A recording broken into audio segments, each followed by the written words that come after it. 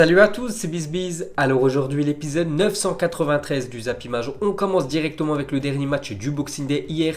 En Angleterre, c'était Liverpool contre l'équipe de Sheffield United. Et comme d'habitude, cette saison, Liverpool a remporté son match. Donc ils se sont imposés à Anfield 2-0. Donc Sadio Mané et Mohamed Salah ont été buteurs dans cette rencontre à sens unique. Donc on revient sur Sadio Mané, commence parfaitement en 2020. Donc ses stats de la saison en Première Ligue, c'est quand même 11 buts et 6 passes décisives après 20 matchs de Première Ligue. Il est quasiment impliqué à chaque rencontre. L'attaquant sénégalais, donc il est en ultra forme comme les saisons précédentes, Sadio Mané. Et pour finir avec l'autre buteur, c'est Salah qui vient d'inscrire quand même son 10e but de la saison. Donc 10 buts pour Salah et 4 passes D. Donc Salah et Mané, ils ont déjà dépassé les deux la barre des 10 buts cette année en Première Ligue. Ensuite, on continue avec Liverpool cette saison en Première Ligue. Donc déjà 13 points d'avance sur la deuxième place. L'équipe de Leicester, 58 points pris sur 60 possibles. Il y a juste 2 points qu'ils ont laissé échapper. C'est un match nul contre l'équipe de Manchester United. Sinon, que des victoires. C'est quand même impressionnant ce que réalise Liverpool. S'il continue comme ça, ça sera certainement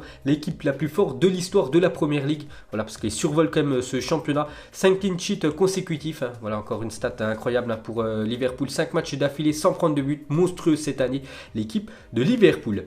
Et pour finir avec eux, donc ils n'ont plus perdu en Première Ligue depuis un an, jour pour jour. Donc en tout, c'est quand même 32 victoires, 5 matchs nuls, 101 points pris sur 113 possibles pour l'équipe de Liverpool. Donc la dernière défaite pour Liverpool, ça remonte au 3 janvier 2019. On est le 3 janvier 2020, donc ça fait un an jour pour jour.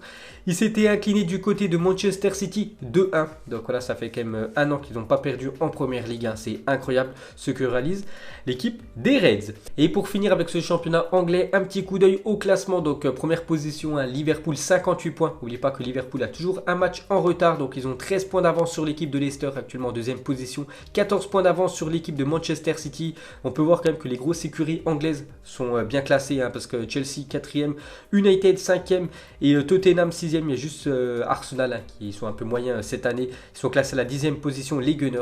Donc voilà le classement après ce Boxing Day. Ensuite, une déclaration de Bernardo Silva. Il parle de l'épopée magnifique de Liverpool cette année. C'est une illusion de regarder le titre en Première Ligue. On est à 14 points. Ils ont un match en plus à jouer. L'écart peut donc être de 17 points. C'est impossible actuellement de penser à gagner le titre. C'est vrai que cette année, les gars, ça sera pour Liverpool le titre de champion d'Angleterre. Ensuite, on revient sur cette équipe des Reds. Et encore un joueur récompensé hier, c'est le gardien Alisson Becker. Et c'est officiel, remporte le Samba d'Or 2019, prix récompensant le meilleur joueur brésilien de l'année. Il succède à Roberto Firmino, qu'il avait gagné en 2018, et Neymar, qu'il avait gagné en 2017. Donc félicitations à Alisson Becker, qui remporte ce trophée de Samba d'Or. Donc c'est le meilleur brésilien qui évolue en Europe. On peut voir le podium. Donc Becker en première position, Firmino, un autre joueur de Liverpool, deuxième position. Et le défenseur du Paris Saint-Germain, Thiago Silva, complète ce podium. Ensuite, pour revenir sur Alisson, est le premier gardien de l'histoire à remporter le trophée de Samba d'Or. À chaque fois, c'est un joueur de champ et c'est la première fois qu'un gardien remporte ce trophée. Et pour finir avec lui, donc il aura quand même tout raflé sur cette année 2019, le gardien brésilien. Donc regardez son palmarès impressionnant sur cette année 2019. C'est très compliqué de faire mieux. Donc vainqueur de la Ligue des Champions, de la Copa América, de la Super Coupe d'Europe, de la Coupe du Monde des clubs, homme du match de la finale de la Ligue des Champions contre Tottenham, élu meilleur gardien de la Première Ligue, de la Ligue des Champions, de la Copa América, meilleur gardien UEFA de l'année, meilleur gardien FIFA de l'année. Il a aussi remporté le premier trophée Yashin de l'histoire et remporte le Samba d'Or. Impressionnant le palmarès sur cette année 2019 pour Alisson Becker. Ensuite, on va prendre la direction de l'Italie. On va parler de Zlatan Ibrahimovic, est bien arrivé à Milan. Donc ce matin, il atterrit du côté de Milan pour participer à son premier entraînement aujourd'hui. Et peut-être il jouera ce week-end. Zlatan Ibrahimovic à la nouvelle recrue. Donc il a fait une déclaration. Il a dit: je suis très content de mon retour. C'est une grande émotion pour moi. J'ai toujours dit que c'était ma maison et je suis enfin là. Je suis allé dans d'autres équipes mais je suis finalement revenu. C'est ça l'important. Il avait déjà joué du côté du Milan AC. C'était de l'année 2010 jusqu'à l'année 2012. Ça fait 10 ans qu'il était venu la première fois du côté du Milan AC. Donc on verra cette année ce que ça va donner. Donc on peut voir qui portera le numéro 21, Zlatan Ibrahimovic du côté du Milan AC. Donc il y a 10 ans quand il évoluait en Italie, il portait le numéro 11 au Milan AC. Et pour finir avec son numéro, il a dit: le choix de mon numéro parce que c'est le numéro de mon fils aîné. J'ai montré tous les numéros disponibles à mes enfants et ils ont choisi le 21. Donc voilà pourquoi il a pris le 21, Zlatan Ibrahimovic. Ensuite, on va parler d'un ancien coéquipier de Zlatan. C'était du côté de Manchester United. C'est Paul Pogba. Donc hier, j'avais dit qu'il était de nouveau blessé, Paul Pogba. on en sait un petit peu plus. Donc il a été opéré hier et sera absent des terrains 6 semaines après son opération à la cheville droite. Donc hier c'était opération pour Paul Pogba qui a loupé quasiment toute la saison, en espérant qu'il revienne en forme pour l'Euro 2020.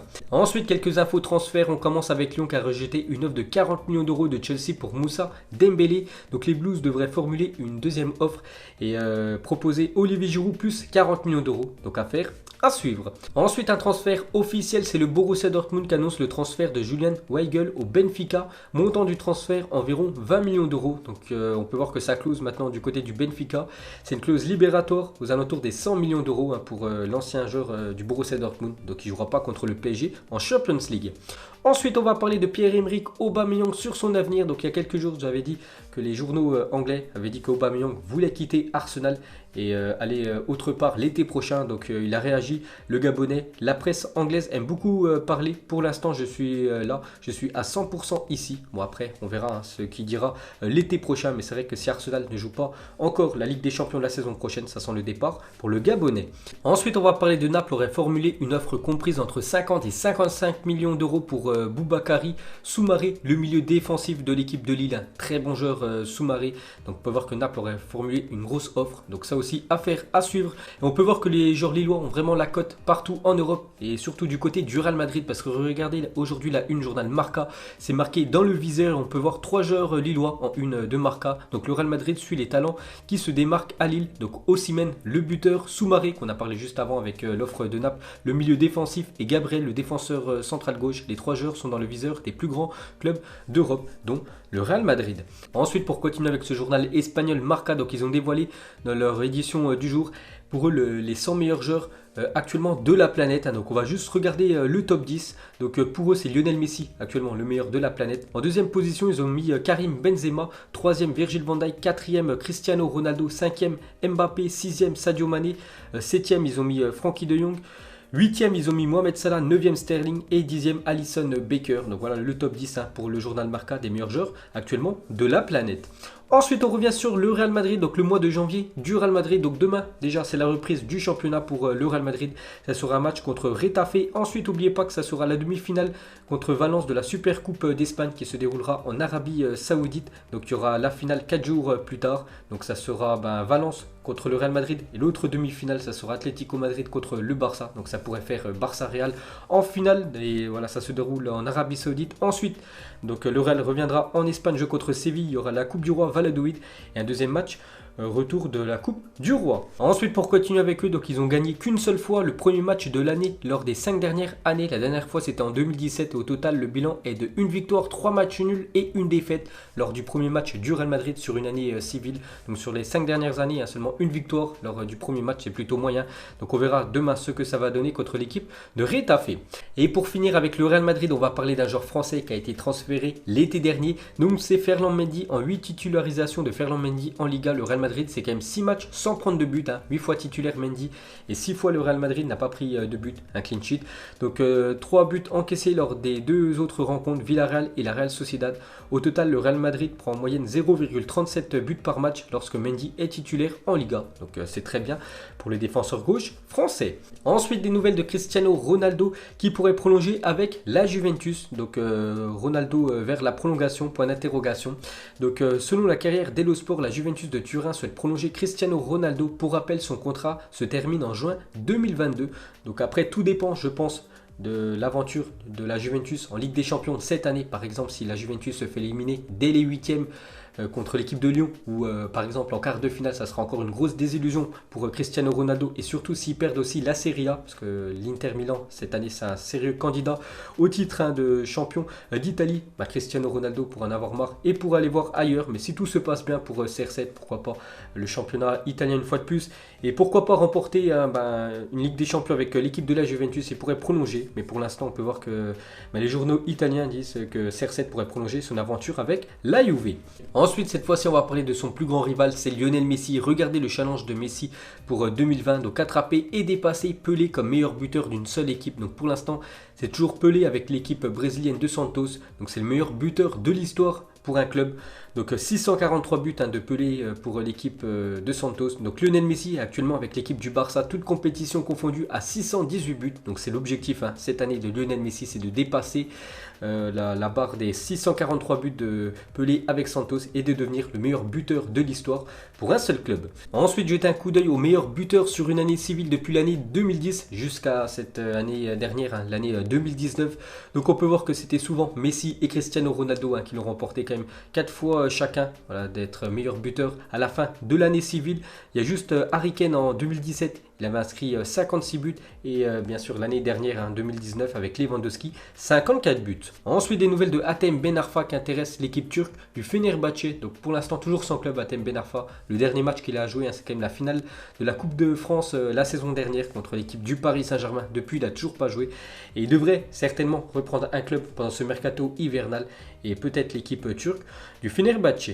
Ensuite, on peut voir que Neymar, c'est la personnalité la plus recherchée par les Français sur Google en 2019. Donc, une petite info sur Neymar. Donc, on peut voir que les Français adorent savoir les aventures de Neymar, vu que c'est son nom qui est le plus tapé sur la barre de recherche Google. Donc pour continuer avec Neymar, donc ce matin déjà il était bien à l'entraînement avec tout le reste du groupe parisien, parce que ce matin c'était la reprise côté Paris Saint-Germain. Donc le PSG jouera dimanche en Coupe de France contre une petite équipe, j'ai plus le nom en tête. Donc on va revenir sur les vacances de Neymar qui ont été plutôt pas mal ces derniers jours du côté du Brésil. Donc on peut le voir déjà sur la plage, donc il était bourré, j'ai vu la vidéo, il a pris quelques kilos.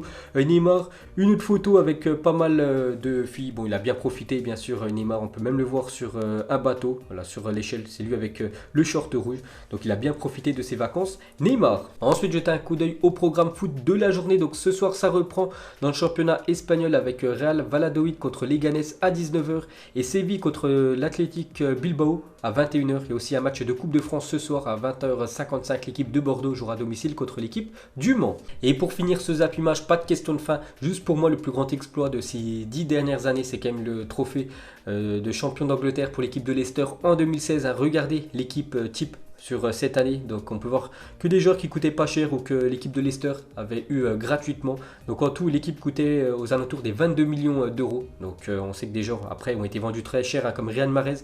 Donc Leicester l'avait acheté à l'équipe du Havre en Ligue 2 pour 400 000 euros. Ils ont vendu quand même plus de 67 millions d'euros à l'équipe de Manchester City, ou même N'Golo Kanté acheté à Caen 5,6 millions d'euros, revendu 35 millions d'euros quelques années plus tard du côté de Chelsea. Donc cette équipe a quand même réalisé le plus grand exploit pour moi sur ces 10 dernières années, d'être champion d'Angleterre devant Liverpool, devant les deux Manchester, même Chelsea, Arsenal et même Tottenham. Donc voilà les gars, la fin de ce Zap Image. Donc si ça vous a plu, un petit like et je vous ferai l'épisode 994 demain. Donc moi je vous laisse et je vous dis à la prochaine comme d'habitude. Ciao à tous.